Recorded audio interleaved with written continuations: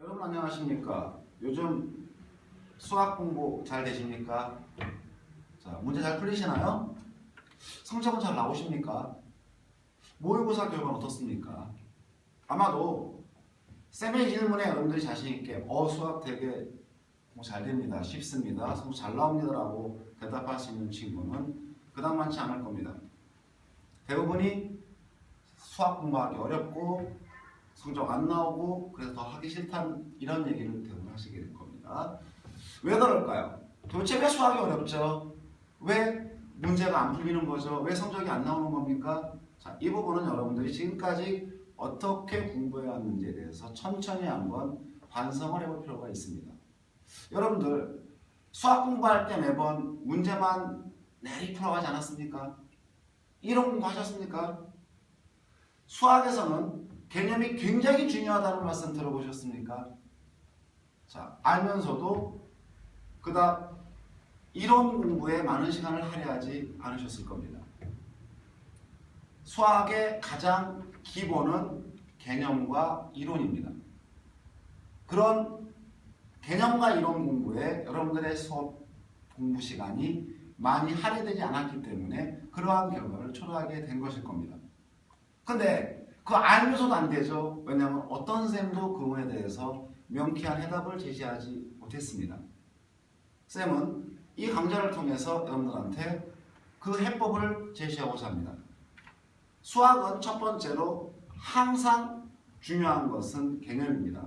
우리가 공부하게 될 각각의 단원에 대해서 봤을 때 어떠한 단원이든 그 단원이 다루고자 하는 핵심적 개념들이 존재합니다. 대개의 경우는 정의로부터 출발하죠. 그 주어진 단원이 다루고자 하는 개념에 대한 정의로부터 출발하여 그 정의가 갖는 개념이 갖는 성질을 배우게 됩니다.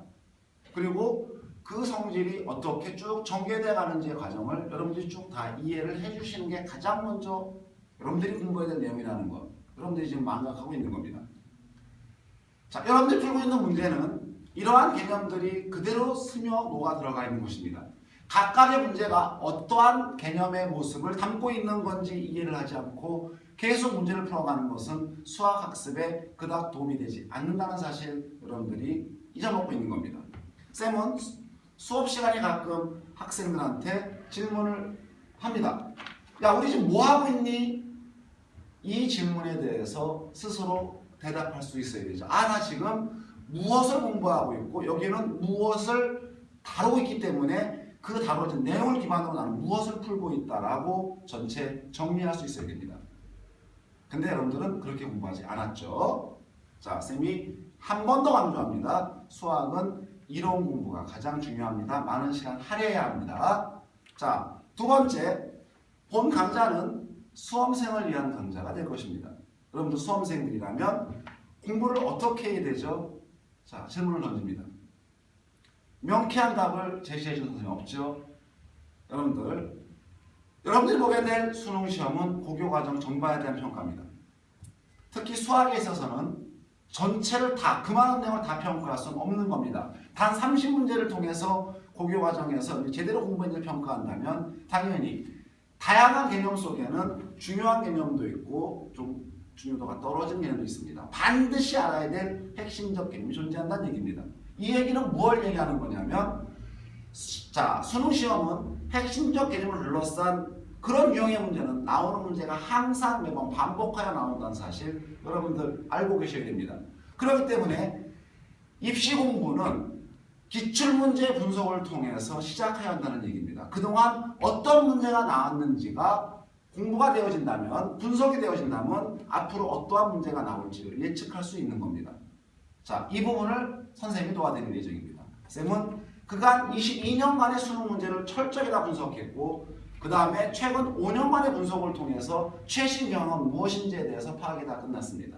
여러분들한테 문과 66개 주요 출제 유형, 이과의 경우는 90개 주요 출제 유형을 제시하고자 합니다. 그리고 그를 통해서 11월달에 나올 문제를 한번 예측해보고자 합니다. 기대해 주십시오. 자, 세 번째, 이렇게 유형을 안다고 해서 성적이 좋은 결과를 보장하진 않습니다. 왜 그럴까요? 자, 자주 출제되어지는 유형이라 하더라도 그 문제들은 다양한 변화를 가져갑니다. 예를 들어서 도형이라면 다양한 도형이 나오게 되죠. 그 다음에 특정한 개념들은 꼭 그 개념이 단순한 구조를 갖고 있지는 않습니다. 성질 측면이라든지 다양한 이유에서 개념의 다양성을 갖고 있는 것들이 많이 있습니다. 이런 개념의 다양성들이 문제를 변화시키게 되는 겁니다. 그래서 문제의 변화의 이유를 알게 된다면 우리가 어떻게 변화될지까지 예측할 수 있게 됩니다. 쌤은 자주 출제되는 문제 유형에 대한 변화까지도 한번 여러분한테 보여드리고자 합니다.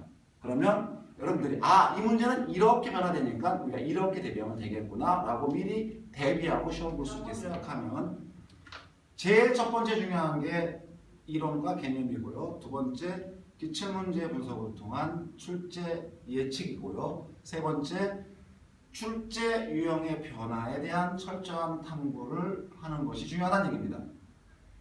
쌤은 앞으로 본 강좌를 통해서 이 세 가지 측면을 염두에 두면서 여러분들과 만나보도록 하겠습니다. 지금까지 김화섭이었습니다.